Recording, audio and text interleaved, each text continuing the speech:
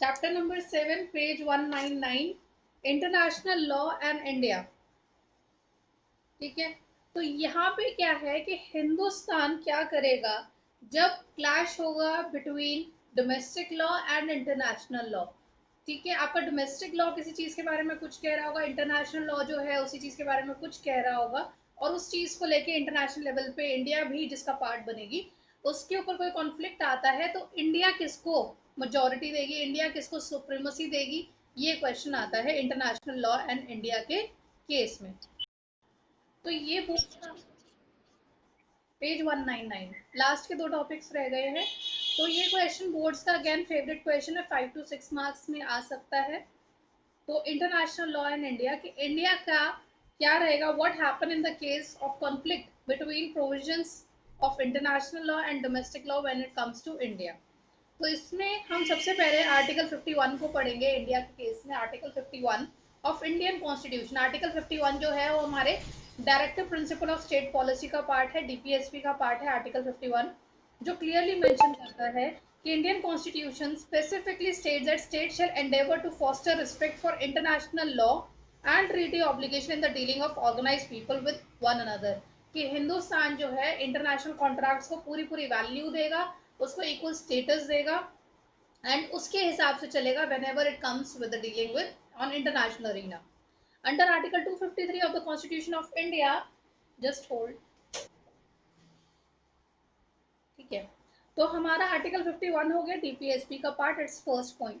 Second आपका है, या इसको भी फर्स्ट पॉइंट के अंदर अगर आप रखना चाहो तो under article 253 of the constitution of India, Parliament and Union of India have the power to implement treaties and can even interfere in the powers of state government in order to give power to the provision of international treaty. ये कहता है article 253, it could be the second point, कि international treaty के मामले में upper hand रहेगा centre का। Union only has the power to do international treaty, not the states. And अगर यूनियन चाहे तो यूनियन लिस्ट का पार्ट बनता है इंटरनेशनल ट्रीटी, और अगर यूनियन चाहे तो स्टेट के ऊपर भी इंटरनेशनल लॉ अप्लाई कर सकती है। ठीक है, तो यूनियन का सेंटर का अपर हैंड रहेगा, स्टेट का अपर हैंड नहीं रहेगा इंटरनेशनल ट्रीटीज के मामले में। और यूनियन के पास इतनी पावर है कि वो स्टेट के मामलों में भी इंटरफेयर कर सकती है when it comes to international treaty. वो कोई चेंजेस लाना चाहे तो वो ला सकती है। तो ये सेकेंड पॉइंट है। ठीक है, then third point, India generally follows that merely affirming a treaty by way of ratifying it by the assent of executive unless the treaty requires ratification by way of an act and legislature। तो हमारे यहाँ पे ratification चलता है कि president sign कर दे, prime minister sign कर दे, वैसे प्रेसिडेंट का ज्यादा माना जाता है, प्रेसिडेंट या प्राइम मिनिस्टर साइन कर देता है अगर किसी ट्रीटी पे इंटरनेशनल लेवल पे, उसको हिंदुस्तान में एक्सेप्ट कर लिया जाता है, चाहे आपने उसके लिए स्पेसिफिक एक्ट पास किया हो या ना किया हो। हमारा जो Kesavananda Bharati case versus state of Kerala था, it was observe that court must interpret the provision of the constitution in light of the charter of the United Nation. कि हिंदुस्तान में अगर हक की बात हो रही है तो हिंदुस्तान के हक को ये देखा जाएगा कि यूएन का ह्यूमन डिक्लेरेशन क्या कहता है, यूएन का चार्टर क्या कहता है। तो इंडिया के कानून जो है, इंडिया के जो कानून है, इंडिया के जो राइट्स की बात हो रही है, इंडिया में जो बेसिक स्ट्रक्चर वगैरह की बात हो रही है, ये हम चार्टर ऑफ यूएन से कॉपी कर रहे हैं। तो इंडिया के कॉन्स्टिट्यूशन में बहुत सारी ऐसी चीजें हैं जो इंटरनेशनल लॉ से ली गई हैं।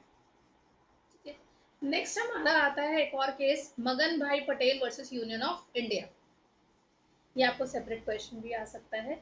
There has been an evolution of the philosophy of the role of international treaty to which India is a party to relation to the Indian Constitution। इसका क्या मतलब है कि अगर इंटरनेशनल लेवल पे कोई चीज आपकी रिस्ट्रिक्ट हुई है, कोई बैन हुई है, या इंटरनेशनल लेवल पे अरीना पे कोई चीज हुई है, उसका इफेक्ट इंडिया में भी पड़ेगा। जैसे मगन Bhai Patel versus union of India का केस है।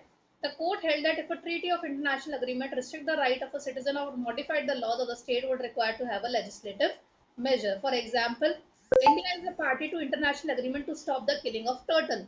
अगर इंडिया ने क्लाइमेट चेंज के अंडर कुछ साइन कर लिया, ठीक है, पूरी वाइल्ड लाइफ स्पीशी के चक्कर में कुछ यूनेस्को के साथ, आईयूसीएन के साथ कुछ सिग्नेचर कर लिया कि हम अपने देश में टर्टल्स का खरीद बेच नहीं करेंगे। ठीक है, और इस ट्रीटी से पहले अगर कोई ये टर्टल्स का खरीद बेच कर रहा है पहले से ही, तो उसको ये काम ट्रीटी के साइन होते ही बंद करना पड़ेगा, या अगर वो बंद नहीं कर रहा है तो उस काम को इलीगल माना जाएगा, उसको जेल हो सकती है। तो इंडिया अगर पार्टी है ठीक है, किसी अग्रीमेंट का पार्टी बनी है, जैसे उसने साइन किया है कि अब से हमारे देश में टर्टल्स को ना तो बेचा जाएगा ना मारा जाएगा, ठीक है, उनका ट्रेड वगैरह को कंट्रोल किया जाएगा। If this treaty is to be enforced in India, the Indian Parliament need to pass a domestic legislation regarding prohibition of the killing of such turtle species. तो अगर इंडिया ने इंटरनेशनल लेवल पे sign कर दिया है कि हमारे देश में अब हम ऐसा कुछ नहीं करेंगे, तो उसको इंडिया में भी ऐसा लॉ पास करना पड़ेगा। तो ये टर्टल वाला जो केस है, ये आपको क्रोकोडाइल के उसमें भी आ सकता है, टर्टल वाला डायरेक्टली भी आ सकता है, और उसके साथ आपको केस रेफर करना होगा मगन Bhai Patel versus union of India, जिसके अंदर उनका बिजनेस ही यही था, टर्टल रिलेटेड बिजनेस था, और इंडिया ने जैसी ट्रीटी साइन करी उनका बिजनेस इलीगल के अंदर कंसिडर हो गया था, एंड उनको फिर मना करा गया कि आप ये बिजनेस जो जो ये काम कर रहा है टर्टल वाला, वो ये नहीं करेगा। नेक्स्ट आपका पॉइंट आता है, if no such right is restrict then it does not to need to have a legislative measure to enact it और give rise to some weight in domestic law in the treaty. गुनगुन इसको। तो next point आपका कहता है, just because India ने international level पे कोई ट्रीटी साइन कर दी है, उसका डायरेक्ट जब तक इंडिया में उसका लेजिस्लेचर के द्वारा लॉ पास नहीं होता डोमेस्टिक लेवल पे भी, तब तक उसको अप्लाई नहीं किया जाएगा। इसका मतलब ये है कि आपने अगर टर्टल वाला केस है, अगर टर्टल के लिए उन्होंने इंटरनेशनल लेवल पे साइन किया था, तो उन्होंने हिंदुस्तान के अंदर भी एक डोमेस्टिक लॉ बनाया था कि ये हमने टर्टल्स को नहीं मारना है, ठीक है। तो सिमिलरली इन्होंने यही बोला है कि एक इंटरनेशनल ट्रीटी को अप्लाई करने के लिए आपको डोमेस्टिक लेजिस्लेशन भी पास करने पड़ेंगे, यूके की तरह ट्रांसफॉर्मेशन वाला टाइप का। एंड इसके अंदर इन्होंने एक केस दिया है, ये जो केस था इसके अंदर पहले लेजिस्लेचर में लॉ पास नहीं था, फिर भी इसको एक्सेप्ट किया गया था, that was Sheela Barse versus children secretary children aid society, ठीक है। इसमें बच्चों के साथ शायद कुछ गलत हो रहा था, मे बी हरासमेंट और समथिंग। तो ये एक चिल्ड्रन एड सोसाइटी थी, एक बच्चों का जैसे अनाथालय काइंड ऑफ थिंग था। तो यहाँ पे सुप्रीम कोर्ट ने कहा था कि हम जो है बच्चों को लेके जो इंटरनेशनल ट्रीटीज हैं उनको डायरेक्ट अप्लाई कर सकते हैं बच्चों की प्रोटेक्शन के लिए, जिसके अंदर फिर आपका पॉस्को एक्ट वगैरह, चाइल्ड प्रोटेक्शन एक्ट वगैरह हिंदुस्तान में आए थे, ठीक है। तो यहाँ इन्होंने जो है पहले लेजिस्लेचर द्वारा लॉ पास नहीं करवाया, इन्होंने जो है बच्चों को प्रोटेक्शन के लिए डायरेक्टली इंटरनेशनल ट्रीटीज को ले लिया था। तो ये इसकी एक्सेप्शन है जो इंडिया के केस में बोला गया है। देन थर्ड आपका सबसे इंपॉर्टेंट केस था Vishakha versus state of Rajasthan. Vishakha ये जो है राजस्थान के अंदर एक एमएनसी में किसी कंपनी में काम करती थी, she was being harassed bye her boss, and इसने आगे कंप्लेंट करी कि मेरा बॉस मुझे हैरेस कर रहा है या कुछ है, तो instead of listening to her इसको नौकरी से निकाल दिया गया। तो आज भी जब भी सिमिलर केसेस आते हैं तो Vishakha versus state of Rajasthan का वो केस उठाया जाता है, जहाँ पे वेमेन हरासमेंट की बात हुई, because Vishakha von that case. And उसके बाद से ही आपके जो है हर जितनी भी बड़ी कंपनीज होती हैं सब होती है, तो वहाँ पे एक डिपार्टमेंट स्पेसिफिकली इन चीज़ों के लिए डेडिकेटेड है, जहाँ पे आप जो है कंप्लेंट सेल्स बना सकते हो, जहाँ पे आप अपनी कंप्लेंट कर सकते हो सेक्सुअल हरासमेंट के लिए प्रॉपर। वहाँ पे जो है टीम बैठी होती है कि ये सारे जो केसेस आएंगे उनको हमें हैंडल करना है। तो ये सब Vishakha versus state of Rajasthan के अंडर हुआ था।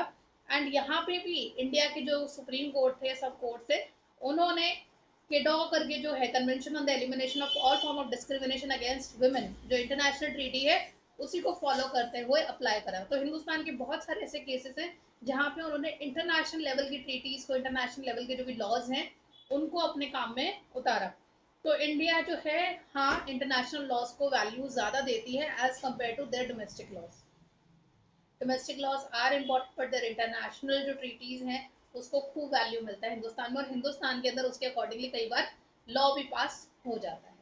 ये आपका पूरा एक 5 to 6 मार्कर है, जिसके अंदर आर्टिकल 51 आप बताओगे डीपीएसपी का, आर्टिकल 253 बताओगे कि यूनियन के पास पावर होती है, आपका जो है Keshav Bhai versus union of India बताओगे, देन आपको Magan Bhai Patel versus Kesavananda Bharati versus state of Kerala बताओगे, Magan Bhai versus union of India बताओगे, शीला वर्सेस आपका sorry Sheela versus secretary children aid society बताओगे, और Vishakha versus state of Rajasthan बताओगे। तो ये आपके 6 पॉइंटर्स बन जाते हैं। समझ में आया? डाउट है पूछो।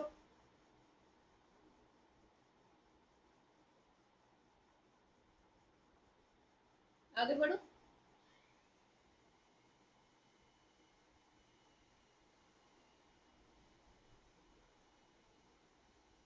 सुनाई नहीं दे रही। Dispute resolution. अब क्या होता है कि जब इंटरनेशनल अरीना में पार्टीज का झगड़ा हो जाता है, बहुत सारी कंट्रीज का झगड़ा हो जाता है, ये झगड़ा कहाँ सुलझाया जाएगा, हमें जाना कहाँ है सुलझाने के लिए। क्योंकि मैं अगर मेरा चाइना के साथ झगड़ा हो गया, चाइना वाले बोलेंगे तू मेरे देश में आ, मैं कहूँगी मैं तेरे देश में क्यों आऊँ, तेरा देश तुझे फेवर करेगा, तू मेरे देश में आ। तो वो चाइना बोलेगा तेरा देश तुझे फेवर करेगा, मैं तेरे देश में नहीं आ रहा। तो एग्जैक्टली जाके लड़ना कहाँ पर है, ये भी एक क्वेश्चन आता है। डिस्प्यूट रेजोल्यूशन, डोमेस्टिक जब लड़ाई होती है उसको तो बहुत तरीकों से आप सुलझा सकते हो, बाय मीडिएशन, कंसिलिएशन, आर्बिट्रेशन, इन चीजों द्वारा सुलझाया जा सकता है। In international law, there may be dispute regarding a large number of issues relating to treaties, some basic covenants or of international law. ये सब जो disputes होते हैं उसके लिए आपके दो arenas हैं जहाँ पे आप अपने केस को लेके जा सकते हो। सबसे पहले है international court of justice, one marker ये हेग में है, नेदरलैंड्स, ठीक है। देन दूसरा है इंटरनेशनल क्रिमिनल कोर्ट। अब हम सबसे पहले इंटरनेशनल कोर्ट ऑफ जस्टिस के बारे में पढ़ेंगे। इसका एक बहुत फेमस केस है हिंदुस्तान और पाकिस्तान को लेके, कुलभूषण यादव, ये भी चल रहा है, कुलभूषण यादव का केस चल रहा है। ये इंडिया का एक स्पाई था जो पाकिस्तान में पकड़ा गया था, and it's been more than many years, and उसको जो है वो छोड़ नहीं रहे हैं, ठीक है। तो इंडिया उसको छुड़ाने की कोशिश में लगी है, पाकिस्तान उसको नहीं छोड़ रहा, वो कह रहे हैं हम तो उसको मारेंगे, हमें तो सारी इन्फॉर्मेशन चाहिए, उसकी बैंड बजा रखी है कुलभूषण यादव की, एंड इंडिया उसके लिए फाइट कर रहा है कि हमारा बंदा हमें वापस दो। तो ये केस आईसीजे में पहुंचा हुआ है, international court of justice Hague में पहुंचा हुआ है, और वहाँ पे उसकी हियरिंग चल रही है, इंडिया से भी लॉयर्स गए हैं, सब है। तो जब आपका इंटरनेशनल अरीना में केस जाता है तो वो आपका international court of justice Hague में जाता है। तो international court of justice is termed as India main judicial branch of united nation, one माह का ये यूएन का पार्ट है। तो जितने भी पार्टीज यूएन की मेंबर हैं वो इसकी भी मेंबर बाय डिफॉल्ट डिफैक्टो है। In 1946 the General Assembly of UN enacted the statute of ICJ। तो इसका एक लॉ पास हुआ था प्रॉपर, और उसके बाद आईसीजे बना था, which gave rise to the institution of International Court of Justice, The Hague, Netherlands। All the members of UN are party to this statute by default owing to Article 93 one mark, of the United Nations Charter, and non-members may also become party to this article। अगर आप UN का part नहीं हो, UN के member नहीं हो, फिर भी आप आईसीजे का पार्ट बनना चाहते हो तो बन सकते हो, कोई प्रॉब्लम नहीं है। The court may have jurisdiction to decide on case which the party agrees to appear before the court। Parties खुद से अपनी मर्जी से चुन के इस कोर्ट में जाती हैं कि हाँ हमें जाना है, on their own behest and agree to bound by the decision of ICJ। और क्लियरली बोल देती है आईसीजे जो भी डिसीजन लेगा हम उसे मानेंगे। अगर पार्टीज ऐसा नहीं कर रही हैं, वो क्लियरली नहीं कह रही है कि हमें आईसीजे के पास जाना है और हम उसकी बात मानेंगे, तो आईसीजे अगर कोई रिकमेंडेशन की एडवाइस के बेसिस पे कुछ बोलता है तो उनकी मर्जी है फिर वो माने या ना माने। पर अगर पार्टी सामने से कह रही है कि हमें अपना केस लेके जाना है और हम मानेंगे आईसीजे की बात, तो फिर उनके ऊपर लागू हो जाएंगी, फिर उन्हें माननी पड़ेगी।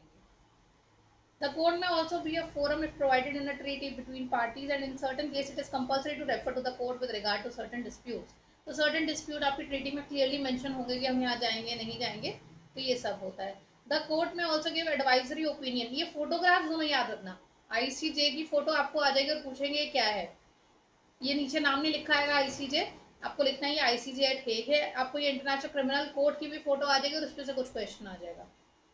Piece through justice, okay। The court may also give advisory opinion under Article 65 to 68 of the Statute of ICJ to countries। तो ये कोर्ट जो है अपनी तरफ से एडवाइस भी दे सकता है, पर वो बाइंडिंग नहीं है, एडवाइस बाइंडिंग नहीं है। पर जब आप अपना केस स्पेसिफिकली लेके जा रहे हो, उसका दिया हुआ जो रिस्ट्रिक्शन, उसका दिया हुआ जो आपके ऑर्डर होंगे, जजमेंट होगा, वो जो है उसके ऊपर बाइंडिंग है।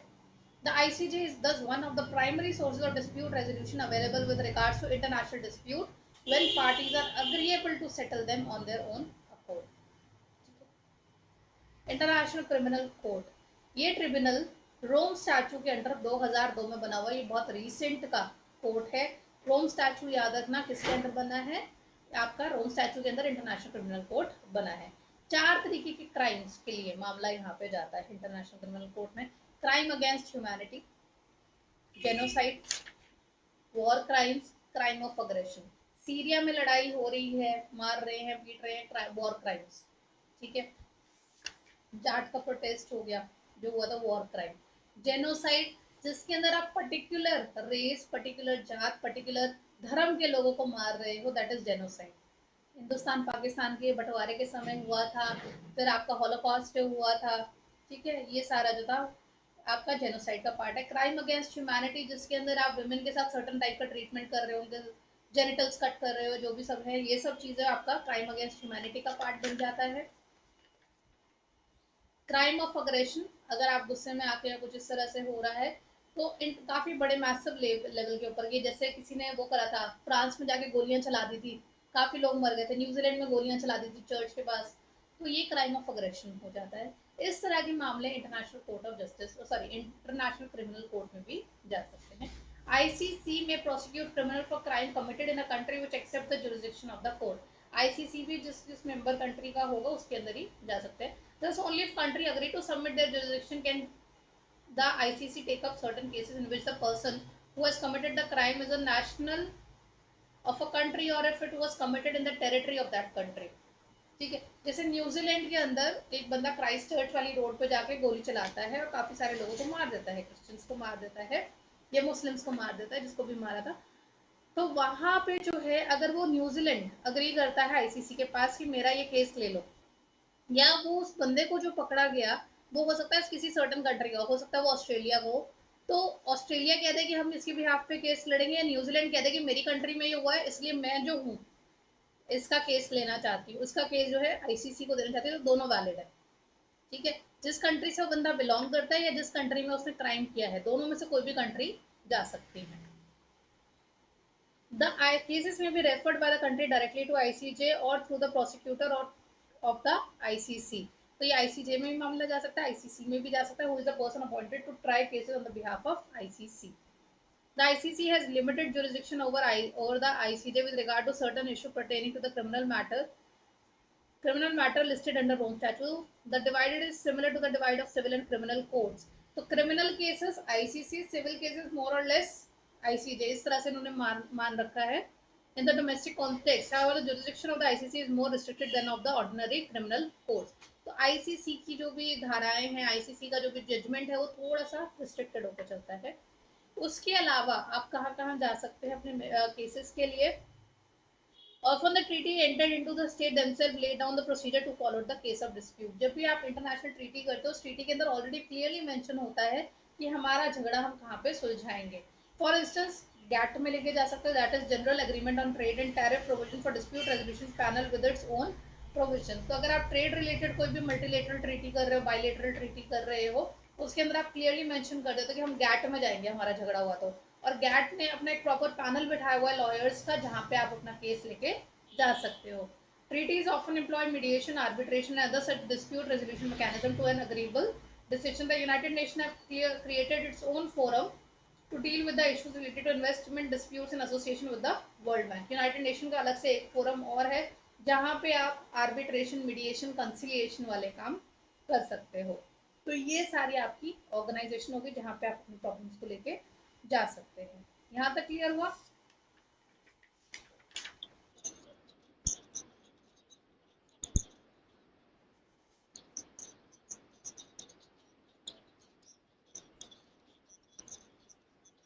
नहीं माना जाएगा उनका, ट्रीटी में वो मैंडेटरी है, ट्रीटी के हिसाब से चलना होगा। अगर आपने ट्रीटी में ऑलरेडी साइन करा है उस चीज पे, तो ये आपका प्रूफ बनता है कि आपने उस टाइम पे अग्री किया था। अगर आप उस चीज को नहीं मान रहे हो उसके बाद कि मैं यहाँ मामला नहीं सुलझाऊंगा, तो आप गिल्टी के उसमें आ जाओगे। ठीक है, तो सिग्नेचर मैटर करते हैं। चैप्टर ओवर हो गया, अब मैं क्या करवाऊँ मुझे ये बताओ।